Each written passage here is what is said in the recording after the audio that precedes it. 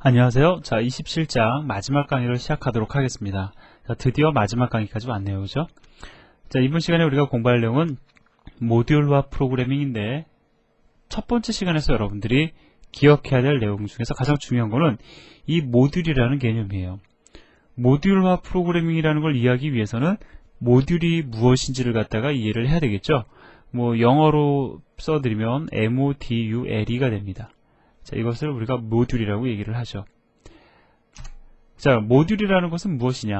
자, 여기 지금 영어로도 지금 쓰여져 있는데, 자, 이 모듈은 우리가 한마디로 정의하기가 좀 어렵습니다. 그렇다고 해서 어떤 수치적으로 그 크기를 갖다가 결정짓는 건 더욱 어려워요.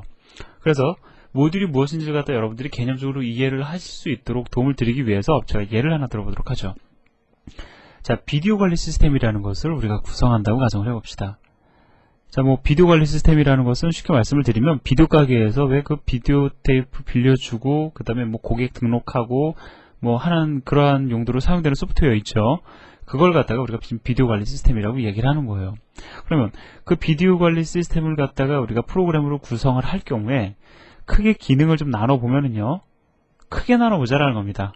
제일 처음에 고객 관리 해야 되겠죠. 고객 등록해야 될 거고, 그 다음에 아무튼 고객에 대한 정보들을 갱신해 줘야 될 거고, 이러한 기능들이 프로그램 내부적으로 소화가 돼야 될 겁니다. 그 다음에 비디오 관리 시스템에서 가장 중요한 건 비디오 테이프 관리죠. 테이프. 우리가 보통 테이프라고 안 하고요, 비디오 아이템이라고 얘기를 합니다. 비디오 아이템 관리. 자, 그 다음에 요즘 비디오 가게에 가서 보니까는 제가 연체를 한 적이 있었는데요. 연체에 대한 정보가 그냥 바로 뜨더라고요. 예, 한번 넘어가려고 했는데 안 넘어가지는 걸 제가 확인했습니다. 그 얘기는 뭐냐면 소프트웨어적으로 자체적으로 회계 관리도 기능적으로 포함이 되어 있다. 뭐 대략 이렇게 얘기할 수 있겠죠. 이 사실 회계 관리다, 이게 아주 큰 개념입니다. 이 회계라는 건. 근데 그냥 작은 개념에서의 회계 관리예요. 그러면 비디오 관리 시스템은 고객 관리를 하기 위한 그 소프트웨어 코드가 있는 거고요. 아이템 관리를 하기 위한 코드, 회계 관리를 위한 코드가 존재하는 거죠. 이거를 가리켜 우리가 이렇게 표현하기도 합니다. 자, 비디오 관리 시스템은 크게 3개의 모듈로 나뉘어지는데, 자, 크게라고 말씀을 드렸어요. 고객 관리를 위한 모듈과 아이템 관리를 위한 모듈과 회계 관리를 위한 모듈로 나뉘어진다라고 이야기할 수 있다라는 겁니다. 자, 그런데요, 여기서 대략적으로 여러분들, 이제 모듈이 뭔지 알겠다. 뭐 나름대로 크기라든가 그런 것들을 결론을 내리셨을 수 있을 텐데, 자, 제가 한 가지 더 말씀을 드릴 테니까 이것도 들어보세요. 자, 고객 관리로 들어가서 봤더니 고객을 3가지 형태로 이 시스템에서 나누어 관리를 합니다. 예를 들어서 아주 충실한 비디오 그날 빌려가서 그날 갖다 주는 VIP 고객이 있는가 하면, 가장 일반적인 일반 고객, 즉 VIP 고객을 관리하기 위한 코드가 따로 있고요, 일반 고객을 관리하기 위한 코드가 따로 있고, 그 다음에 저처럼 빌려가면 항상 연체하고 연체료 잘 안 내려고 하는, 진짜는 아닙니다. 진짜라고 믿으시면 절대 안 됩니다. 저도 사실은 동네에서는 VIP로 통합니다. 자, 뭐 농담이었고요. 아무튼 그러한 불량 고객 관리를 위한 이런 코드가 따로 있다고 가정을 해보자고요. 그럼 우리는 또 이렇게 얘기를 합니다. 고객 관리를 위한 모듈은 VIP 관리를 위한 모듈과 그 다음에 일반 고객 관리를 위한 모듈과 불량 고객 관리를 위한 모듈로 또다시 나뉘어진다라고 얘기를 해요. 그럼 얘도 모듈이고 얘도 모듈이다라는 겁니다. 자, 이해가 되세요? 모듈이라는 거는요, 그 크기를 가지고 우리가 이야기할 수 있는 게 아니다라는 거죠. 경우에 따라서는 작게 나누어서 끝까지 밑으로 내려가 버리면, 이걸 또다시 나누고 또다시 나누고 또다시 나누면은 가장 최소 단위의 모듈은 함수와 모듈이 1:1 매핑 관계를 이루어 버립니다. 함수도 하나의 모듈이 될 수가 있는 거고, 이걸 크게 묶으면 고객 관리를 위한 이 비즈니스 로직 자체가 하나의 모듈이 될 수도 있다는 거예요.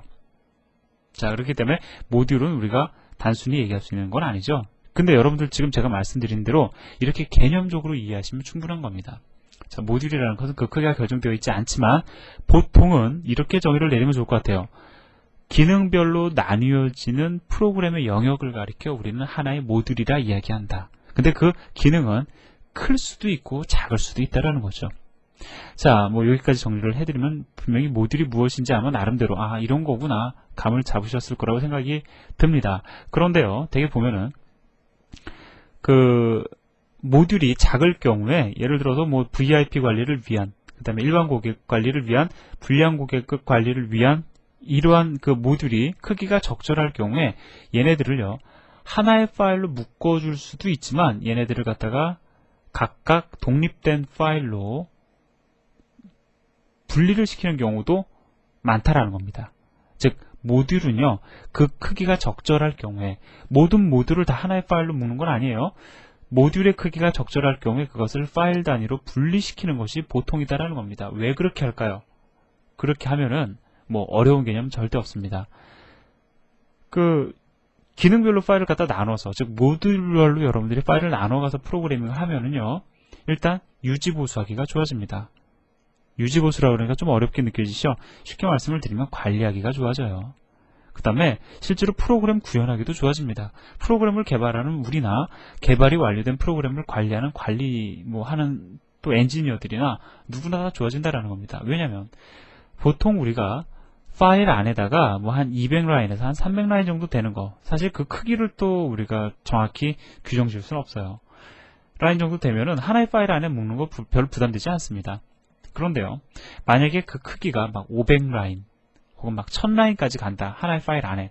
자, 그럼 이걸 갖다가 우리가 보는 것도 어렵고요.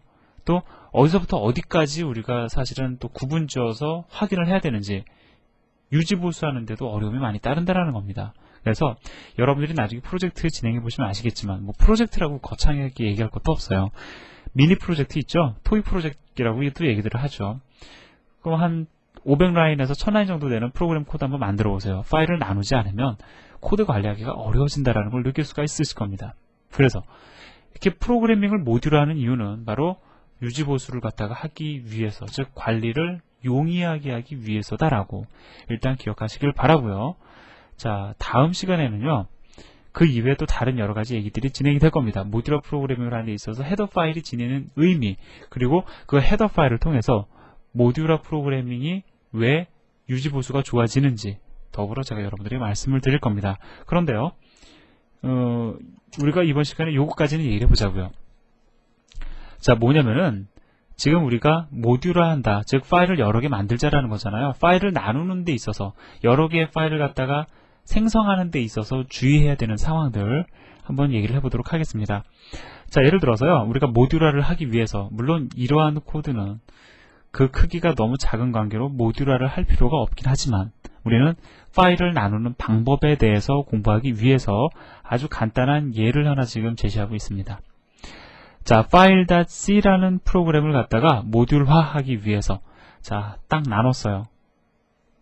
그래서 이거를 file _1.c라는 파일에, 그 다음에 이 부분을 file _2.c라는 파일에 담았습니다. 자, 담되 주의하실 거. 자, 얘네들은 하나의 프로젝트로 구성이 돼야 되는데, 자, 이렇게 제가 말씀을 드리면 이해하시는 분들도 계시지만 이해가 안 되시는 분들도 계실 거예요. 하나의 프로젝트라는 게 뭐냐? 하나의 프로젝트 내에 묶어버려라. 이게 도대체 무슨 소리냐? 아마 조금 이해가 안 되시는 분들도 계실 겁니다. 그게 무엇인지는요, 제가 다음 시간에 실습을 통해서 말씀을 드릴 거고요. 일단은 자, 하나의 프로젝트 내에 구성이 되어야 된다. 그냥 일단 개념적으로 이해를 하시기 바랍니다. 근데 지금 보니까 정말 딱 나눴죠? 딱 반 나눠가지고 파일을 갖다가 분리시켜 놨습니다. 자, 그럼 자, 잠깐 요 시점에서 제가 화면 한번 지우고요.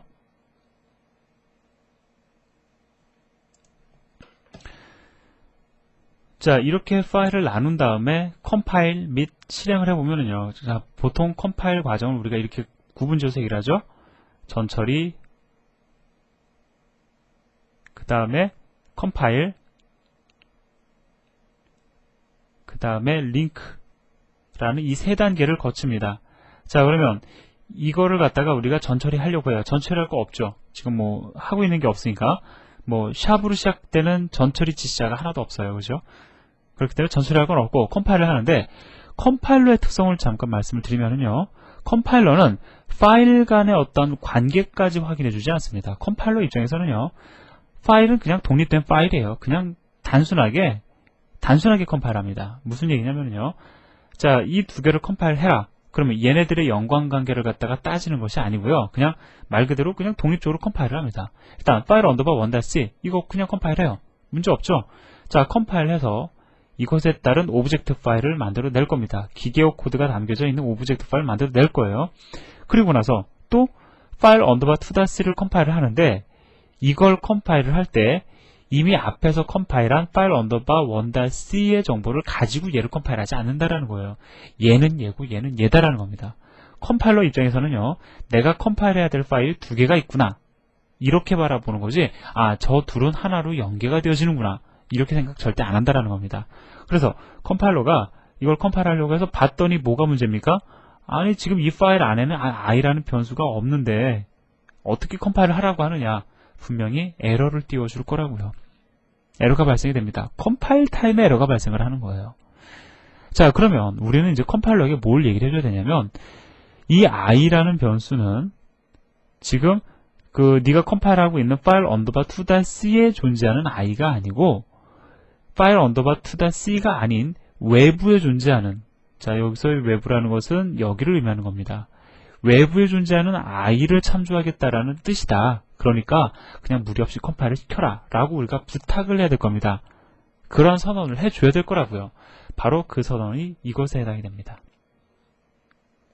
자, 이 선언은요. int i라는 변수를 전역으로 선언하는 게 아니고, 자, 이 선언에 의해서 i라는 변수가 메모리 공간에 할당이 되는 게 절대 아니에요. 자, 이 선언은 무엇을 의미하냐면 int i라는 변수를 자, 이하 진행되는 프로그램 소스 코드에서 참조를 할 텐데 거기서 참조하는 이 i라는 변수는 파일 언더바 2-c에 존재하는 것이 아니라 자, 익스턴 선언을 통해서 즉 외부에 존재하는 것이다 라고 알려주는 겁니다. 자, 따라서 그냥 컴파일러에게 i라는 변수에 대한 조작 코드 나오면은 그 i라는 변수 외부에 존재하니까 그냥 컴파일 시켜라 라는 일종의 선언에 해당이 되는 겁니다. 자, 따라서 이렇게 여러분들이 선언을 하시면 컴파일러는 이 i가 어디 있는지 몰라요. 그냥 외부에 있구나 라고 생각을 하고 그냥 컴파일을 합니다. 따라서 두 개의 오브젝트 파일이 생성이 되겠죠. 기계어 코드가 담겨져 있는 두 개의 오브젝트 파일이 생성이 될 겁니다. 자, 그럼 마지막으로 링크가 해줘야 되는 일은 뭐냐? 말 그대로 연결이죠. 자, 연결해 주는 겁니다. 뭐냐? 이 i가 이 i임을 연결해 줘야 돼요. 조금 더 쉽게 말씀을 드려볼까요? 조금 더 직접적으로 설명을 드려볼까요? 이 두 개의 오브젝트 파일을 완전히 묶어서 하나의 실행 파일, exe 파일을 만들어내는 겁니다. 묶어주는 거, 연결해주는 거, 링크해준다라는 거죠. 자, 링크가 이제 무엇을 하는지 이해가 되시죠? 링크는 말 그대로 연결해주는 겁니다. 얘네 둘은 따로 존재해야 되는 것이 아니잖아요. 그죠? 실제로는 얘네들은 함께 존재해야지 하나의 실행 파일로 존재할 수 있는 거죠. 그래서 얘네 둘을 하나로 묶어주는 작업, 그것이 바로 링크가 해주는 작업이다 라는 거예요. 자, 그래서 제가 지금 말씀드린 내용 정리를 해보면은요. 자, 모듈화 프로그래밍에 대한 개념 여러분들에게 설명을 드렸어요. 기본적으로 모듈이 무엇인지에 대해서 말씀을 드렸죠. 그리고 모듈화 프로그래밍을 하기 위해서 파일을 나누는 방법에 대해서 지금 얘기를 했는데 이 예제 자체는 모듈화 프로그래밍이 가져다주는 이점을 우리에게 얘기해주고 있진 않아요. 다만 모듈화 시키는 방법, 파일을 나누는 방법에 대해서만 여러분들에게 말씀을 드리고 있습니다. 익스턴 선언에 대해서 제가 여러분들에게 말씀을 드린 거죠. 자, 그러면 일단 여기까지 말씀을 드렸고요. 이제 한 가지만 더 제가 설명을 드리고 이번 시간 강의는 마무리를 짓도록 하겠습니다. 자, 여기 보시면은요. aaa.c라는 파일이 있고 bb.c라는 파일이 있어요. 물론 얘네들은 하나의 프로젝트로 묶여있는 관계라고 가정을 합니다.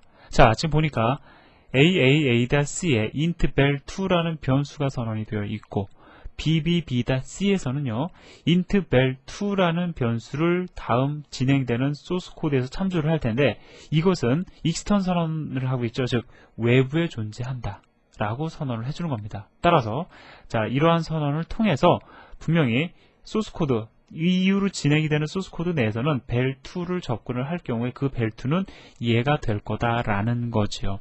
그죠? 우리가 나중에 예제 프로그램 실행해 보면서 확인해 볼 겁니다. 근데 지금 보니까 int val1이라는 전역 변수를 선언함에 있어서 static이라는 키워드를 붙여주고 있어요. 자, 이거 무슨 의미냐? 우리는 지역 변수, 지역 변수를 선언할 때 스태틱 키워드가 지니는 의미는 앞에서 이야기를 해봤는데, 자, 전역 변수 선언하는 데 있어서 스태틱 키워드를 붙여줄 경우에 이게 이제 어떤 의미를 지니는지에 대해서는 얘기를 안 했습니다. 자, 쉽게 말씀을 드릴게요. 뭐냐면요.